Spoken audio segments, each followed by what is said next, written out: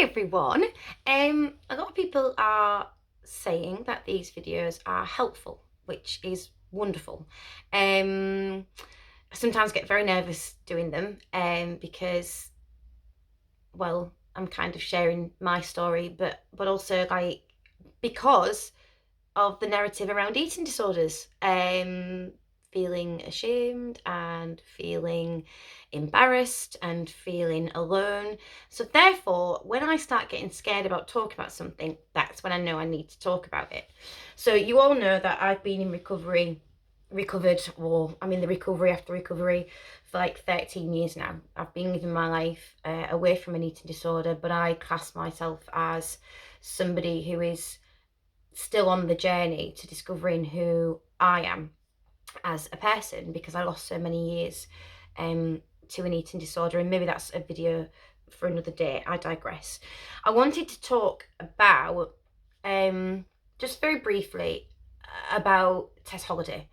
Now, there's been this whole conversation about how can Tess have anorexia when she doesn't look like she has anorexia, and I'm not going to use that word because quite frankly that helps nobody, and you know what word that is.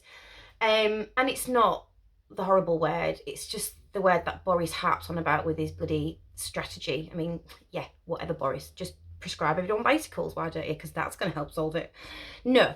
So getting back to Tess, she's amazing because what she has done is she has added to the conversation and helped so many out there who have been suffering with anorexia, but it's not been deemed as such because it doesn't look that way. Now, I've got this whole thing about calling something atypical anorexia and anorexia. So the only difference between atypical anorexia and anorexia is that somebody with atypical anorexia won't be seen to be at a weight of being, let's just say it, being thin, right? Being emaciated. It doesn't categorize that body shape or type. Anorexia does, because people look at it on a BMI threshold, and if you're below a certain BMI, that's when you're anorexic.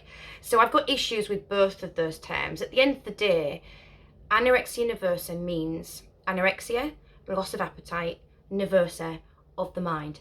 At no point in that description, a medical term, clinical, does it say about the way somebody is. Does it? Loss of appetite, of the mind. So why are we judging somebody's eating disorder based on how they look? I mean, I don't quite understand it. The only difference is, as I've said, is that one looks a certain way and one looks a certain way. But actually, that's rubbish because it's a mental health illness. And equally, all of the symptoms are the same. All of the medical risks are the same. If somebody starves their body, no matter what weight they are at, their body then goes into starvation mode and starts eating away at muscles, starts going along with messing up with all of the chemicals in the body, in the brain, and it can lead to heart attacks, it can lead to osteoporosis, it can lead to untold damage to the body.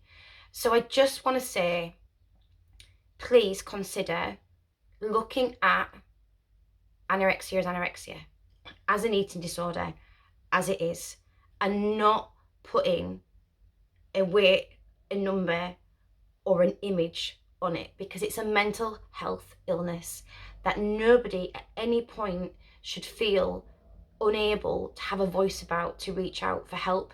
Nobody at any point should feel ashamed or alone, or that they don't tick a box. Because at the end of the day, if we don't talk about it and they don't seek help, there's a very different box that they will be in. And I don't think I need to spell that out. So please, reconsider the narrative. Tess, thank you. You're amazing. I'm sorry if that was a waffle. I hope it made sense.